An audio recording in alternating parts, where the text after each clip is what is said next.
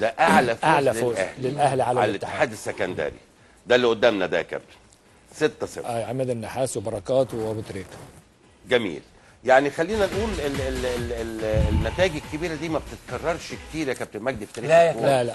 لا بالذات مع الفرق الكبيره بتيجي مره مرتين، يعني بيبقى لها ظروف معينه، وده اللي حصل حتى في مباراه الاسماعيلي.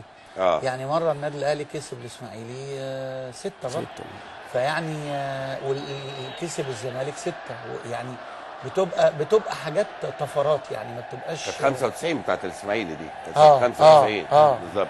بتبقى طفرات، بتبقى حاله الفرقه طبعا، بيبقى بتعتمد على حاله الفرقه واللعيبه الفريق الثاني، بتبقى حاجات قليله جدا جدا جدا. بس واضح مهاجمين الاهلي يعني حتى في نفس الموسم ده اعتقد الاهلي كسب الاسماعيلي برضه 6.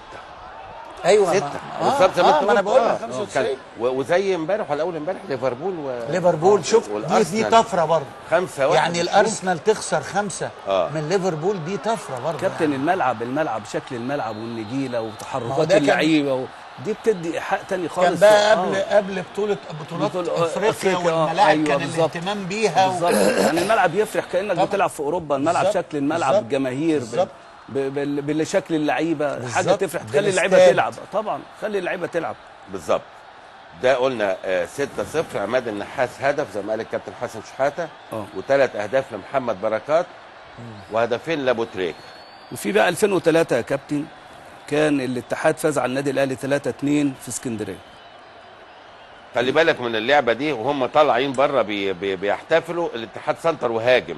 بص هم برضه ده درس للعيبه، لان ما دام ما فيش لاعب في وسط ملعب الفريق المنافس يقدروا يسنطروا ويلعبوا. بص دخلوا كده الاتحاد سنتر وهاجم وراح لجول اثناء احتفال اللاعبين.